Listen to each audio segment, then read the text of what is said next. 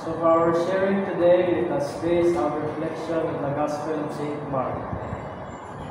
Now after John was arrested, Jesus came to Galilee, proclaiming the good news of God, and saying, "The time is fulfilled, and the kingdom of God has come near. Repent and believe in the good news." As Jesus passed along the Sea of Galilee, he saw Simon and his brother Andrew casting a net into the lake, for they were fishermen. And Jesus said to them, "Follow me, and I will make you fish for people." And immediately they left their nets and followed him.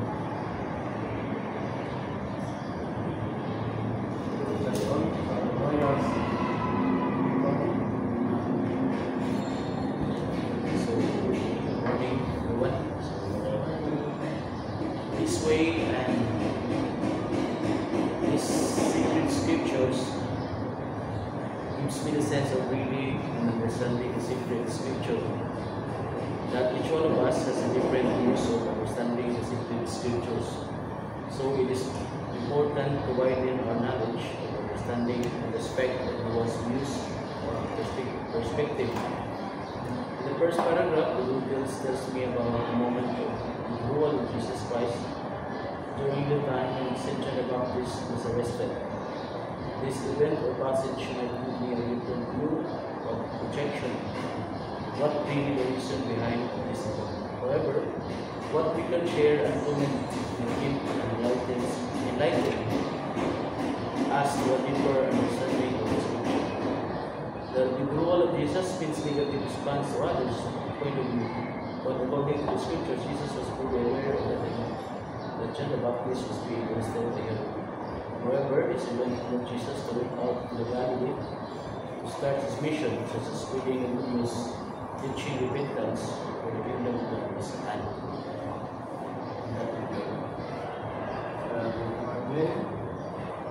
So once again, good morning. So this gospel as I read again. So this is important for me also as seminarian, as being also reflected of what Jesus said to his disciples when he said, "Come, I will make you fisher of men. I will make you fisher of men." So this gospel also, as I trying to reflect it, it makes me realize that it is better for me also to listen back, na maminaw sa advice sa uban, especially for those seminarians who experience a lot of formation inside the seminary. So I can also learn from them, so that I can also be part of those people who call Jesus as ang mahimong part sa ilang disciples. So in this gospel also, when Jesus said to Simon and his brother Andrew, "Follow me, and I will make you fish the people." So I also, it also reminds me it encouraged me to maminaw sa kawas. So very good. Thank you. Please. Yun lang, sasama kayo. So, good morning once again, brothers. I am Marikina de Laure from San Jose. So, what I have understand in this gospel reflected, for me, it's all about the vocation we get, the calling of Jesus to follow his footsteps or to listen to his teachings, something like that. So, I will relate this particular gospel to my vocation. So like the disciples, before I entered the seminary, I was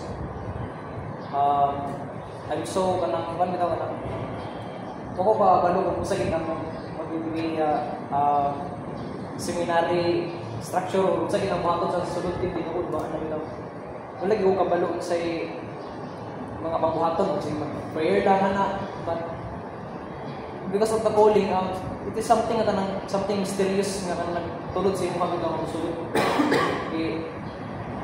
Sama sa mga disipulo na when Jesus asked them to follow Him, I don't know if they already know Jesus all about Jesus, because Jesus in that time maybe kanang murag kita mysterious kaya ito, and then suddenly they follow, they leave their families and their kuan kanang trabaho nila as a fisher.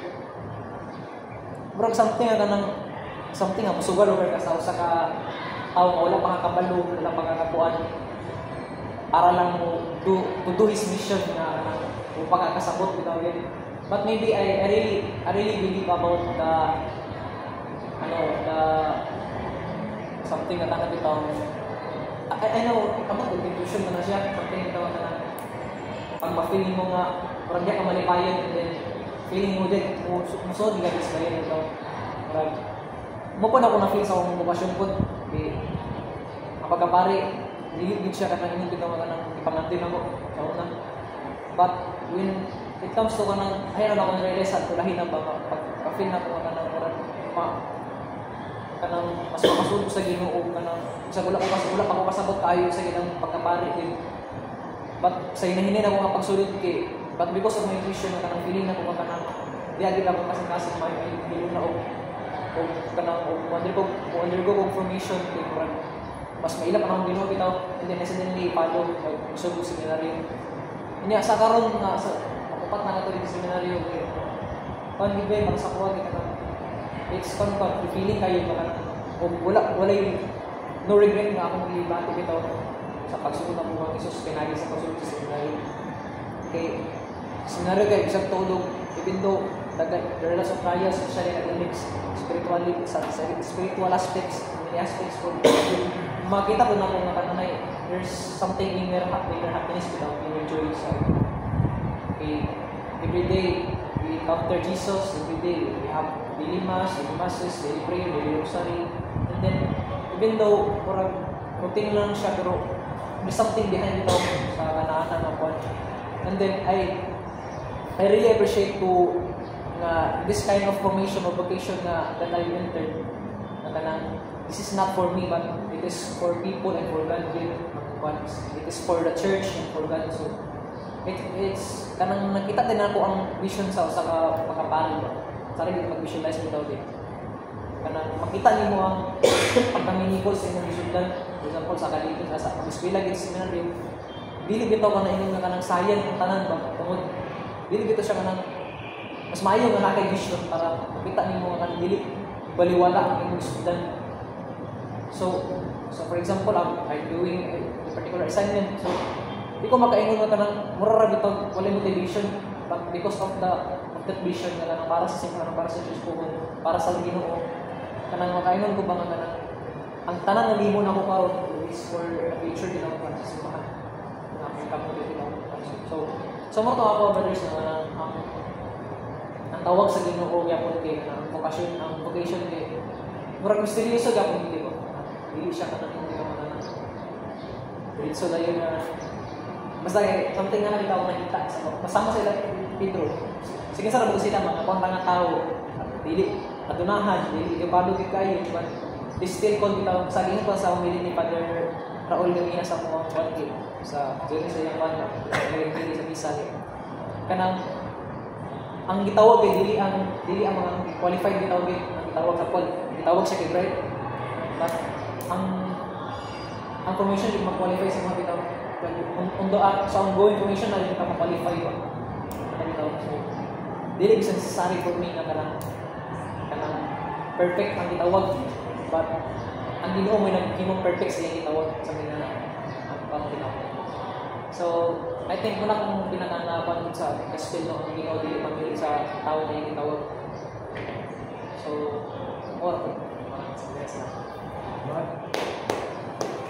siguro sa the gospel chosen, I was struck with this line siguro. When Jesus said that once they abandoned their nets and followed Him. So the context of the story, when Peter and Andrew were called by Jesus, they immediately answered and abandoned their nets to follow Him.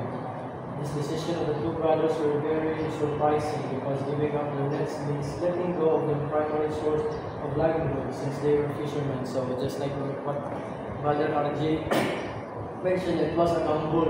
Actually, they didn't know what will happen to them. They didn't even know Jesus more, what he is, what he can do, who he is, I mean. So the thing is, what surprised me the most is why.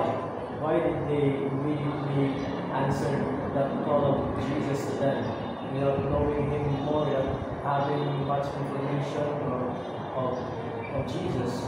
So that's really that's the I believe that it's the calling of the Holy Spirit, inspiration niya siguro sa Holy Spirit nato sa ila, that they were pretty sure that in their hearts there's something about Jesus that can grant them more of their life, more than sa ilang daily na ginabuhaton, sa ilang livelihood, na makahatag sila o kanyang katagbawan, makahatag sila o kalipay, siguro na nakita nila siguro ang Jesus. That's why they didn't hesitate, they didn't doubt to leave everything behind and follow Jesus. So losing their livelihood could make them incomeless, resulting into perhaps hunger and hopelessness. So, okay, lagi, more of ito yung source of income no, as we know, mag-isda. And then at that very moment, they decided to give up being a fisherman, which is the only means for them to stay for their living. Hindi sila makasustento na pag-bigay silang family. And then, siguro si Peter, as we all know, naman na siya asawa, but he didn't think about it na mga manghikabot na may mo siya puhon, siguro kung yan yung buhaton, pag-utman sila puhon, may mo sila muwat na sa ilang kuwan, ang malay, wala sila yung income, sa nalang yung bahay, but their bold decision clearly manifests that they do not care to all of this, knowing and acknowledging that Jesus is Lord, made them surrender their lives to Him with great trust. So siguro nakita nila, like I think before that, itong paano na si Peter na ikuan, tawag na, ipaubos ang yung buwan, yung net, nanabi ka at the same time, nituwo si Peter at then ito na itabo na nakwas sa nagsidak. So dito din na nakahit si Peter na siguro mo na yung kumulin ng Mesias. At the same time, ito ba acknowledging that moto ang nakapush, moto nakahatag ni Peter o kanang pangitaw, kanang assurance na mo na hindi ang ginoo, mo na hindi makahatag ka na kung na kalipay, katagbawan, kanang pagugaway sa pinagbuhay. So moto nga, siguro wala din sila. Moto nga sa kason, the reason why they didn't hesitate, they didn't doubt, to surrender their lives with great trust to Jesus. So, sa Paulo, nag-struggle yung ko sa pinagbuhay to follow Jesus in a perfect and faithful manner. My desires, personal interests, and worldly inclinations are what preventing me to live out a true Christian life. At this very moment, I realize that I still don't have what it takes to be a disciple of Jesus. This gospel passage reminded me to really listen intently to the voice of Jesus, calling me and at once be open to accept His invitation to follow Him with a willingness of heart. So, it's not about siguro focus ako the vocation. No? It's all about being personal sa ako part na Jesus calling me to follow Him in a way to live out a true Christian life. Kung mo sa ako nakahig sa ako in this gospel. So, I continue to pray to Jesus na tabangan ko niya in a way. Jesus, I pray to Him that He will help me to touch my heart, not to hesitate, but have a willingness of heart to follow Him. And kamong na, di ka pangayon ako ang grasya sa kanyang kabaguhan, kanyang pagkausap, sa pasangkasing, na akong sa kuwag ito ako ang panahon na totally makadecide ko sa mga kawalimon na hindi mo na kong maabandon akong biyaan sama sa kagiyan ng San Pedro, San Andres, sa ilang panginabuhian. Ako ta, makamatulungan na naging pangitaw courage na akong naibandon ang akong mga desires and motivations sa mga ambitions na kaulit lamang para nga in order to fulfill my heart's greatest desire na musunod kayo sa Ginoo na magtuyo sa pinagtuloy sa mga pagkabalaan at pagkamatao. Kung siguro na po na, thanks Lord. Thank you.